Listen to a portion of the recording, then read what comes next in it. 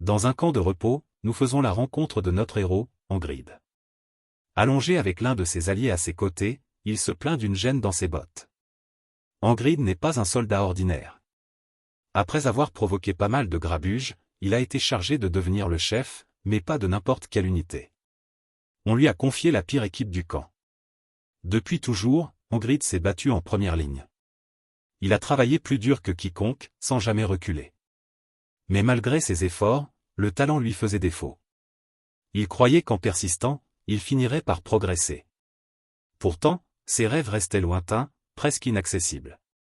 Jusqu'au jour où il s'est retrouvé aux portes de la mort. Alors que tout semblait perdu. Une lumière apparut. Une lueur, qu'est-ce que c'est? La seconde d'après, Angride ouvrit les yeux dans son lit. Première pensée. Était-ce un rêve? Pourquoi ai-je cette sensation de déjà-vu? Mais ce n'était pas qu'un rêve. Car la scène se répéta. Une fois, 2 fois, 3 fois, encore et encore. À chaque fois, la même souffrance. L'épée de l'ennemi transperçant sa gorge. La douleur brûlante. Le sang qu'il recrache. La mort, encore et encore. Angride venait d'entrer dans un cercle sans fin, une boucle d'éternel recommencement. Un coup d'épée parfait le transperçait encore et encore. Le bout de cette lame, il le voyait pour la 17e fois. Être encore une fois tué par cette lame ne le dérangeait pas, se disait-il mentalement. C'est ma 17e mort. Si j'avais brandi l'épée avec plus d'effort. Si j'avais travaillé plus dur. Peut-être que je ne serais pas mort ici. Mais comme toujours, après chaque mort, cet homme vêtu de noir avec cette étrange lumière bleue le regardait avec ses yeux vides. À chaque fois, il essayait de lutter, de ressentir toute la douleur, d'abandonner, de ressentir le désespoir face à un mur que l'on ne peut pas franchir. Il se recroquevillait sur lui-même, avec une soif de vengeance et une rage de vaincre dans les yeux. Encore un autre jour, comme les autres, il se réveilla, le visage marqué par les rides, très pensif comme toujours. Il dit à son camarade à côté de lui de faire attention, car il y avait un insecte dans sa botte. Son camarade jeta un coup d'œil, prit peur, et tua la bête d'un seul coup de pied. Puis, fâché, il dit que c'était le héros qui l'avait mise là. Angride regarda dans sa direction et lui dit directement de se taire, affirmant qu'il l'avait vu ramper tout à l'heure. Avec ses yeux très pensifs, il observa l'insecte mort et se dit. C'est la 18e fois que je vois le cadavre de cet insecte. Si je le revois encore quelques fois, pourrais-je enfin mettre fin à cette journée interminable? De retour dans le passé du protagoniste, on apprend qu'il manie l'épée depuis son plus jeune âge. Il a appris le maniement de l'épée auprès d'un mercenaire à la retraite, handicapé, qui par hasard est venu dans son village. Ce mercenaire le félicita pour sa maîtrise, lui disant qu'il était très doué, et qu'avec un talent pareil, il pourrait devenir chevalier. C'est à ce moment précis qu'il commença à rêver, devenir chevalier. Ces mêmes chevaliers dans les légendes, capables de tuer des milliers de personnes à eux seuls et de transformer un champ de bataille, un héros invincible. À ce moment-là, il crut être le protagoniste des chansons que chantaient les troubadours errants. Il quitta son village natal dès lors pour devenir chevalier.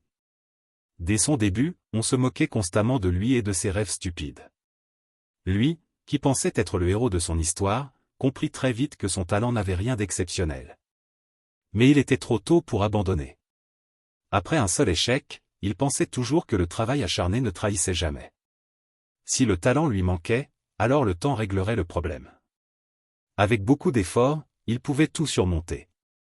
Il avait acquis de l'expérience, de la force et de l'endurance pour être reconnu par son entourage. Il pensait devenir plus fort et qu'il pourrait encore devenir chevalier. Mais cet espoir solide fut brisé par un simple gamin.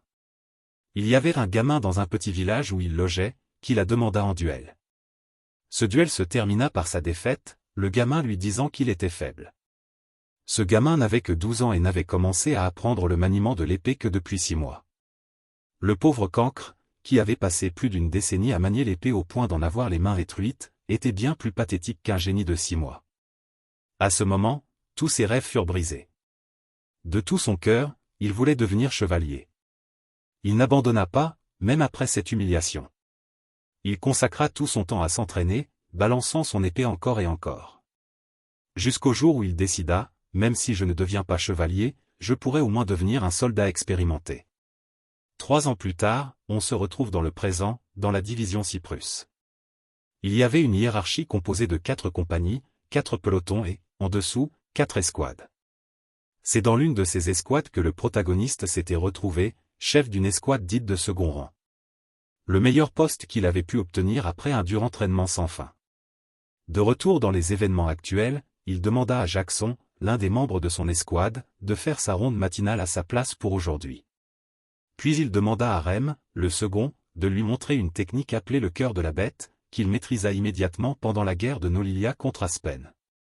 Au combat rapproché, Angrid mourait encore et encore, tué par la même personne. Il revenait à la vie à chaque fois et revivait le même jour encore et encore. Bien qu'il ait appris le cœur de la bête auprès de Rem, chaque retour ne lui permettait toujours pas de voir la pointe de l'épée qui le transperçait. Et voici que, pour la 21e fois sur ce même champ de bataille, il avait parfaitement assimilé cette scène répétitive. D'abord, esquiver la lance qui arrive dans son dos. Puis l'attaque du gars derrière lui. Puis le sauvetage d'un des membres de l'escouade, Vel. Il avait enfin atteint son premier objectif pour cette journée. Ce qui lui restait à faire maintenant, c'était ce type, celui qui finissait toujours par se retrouver face à lui, l'homme qu'il avait planté dans le cou et tué 20 fois. Dans un flashback, on voit Rem lui expliquer une fois de plus. Tu fermes toujours les yeux dans les situations dangereuses. Si tu fais ça sur le champ de bataille, tu mourras immédiatement.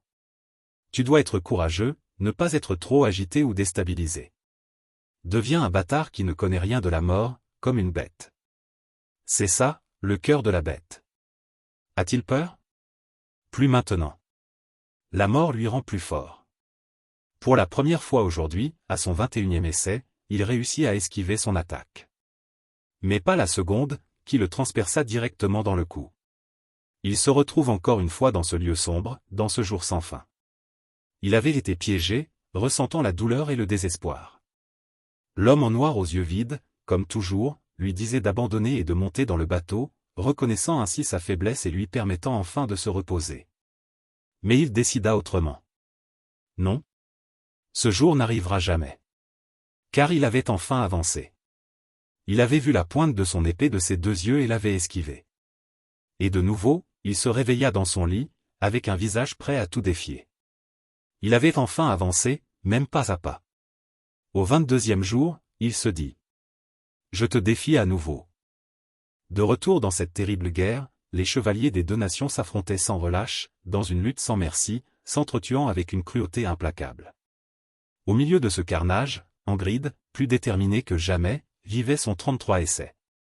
Cette fois-ci, ses yeux voyaient clairement la lame de son bourreau, ce même bourreau qu'il avait déjà tué plus d'une dizaine de fois.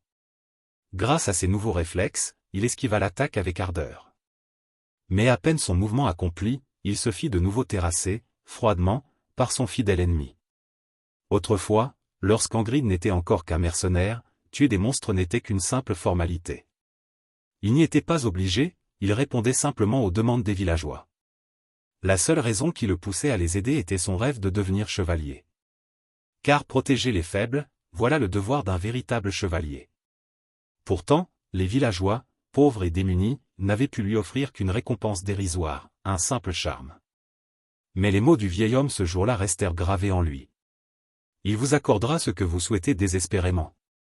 Et chaque fois qu'il agonisait, au seuil de la mort, Angrid revoyait ce talisman tomber au sol. Était-ce donc lui, la raison de ce cycle infernal? Était-ce la cause de ce charme qu'il revivait sans cesse cette même journée? Au fond, il le savait, ce n'était pas une malédiction, mais une précieuse chance. Les jours recommençaient. Encore et encore. Mais cette fois-ci, Angrid était calme. Plus détendu. Il décida d'aller droit à l'essentiel. Au cours d'un nouvel entraînement avec Rem, son mentor, il esquiva toutes les attaques avec une aisance surprenante, si bien que Rem, intrigué, finit par lui demander.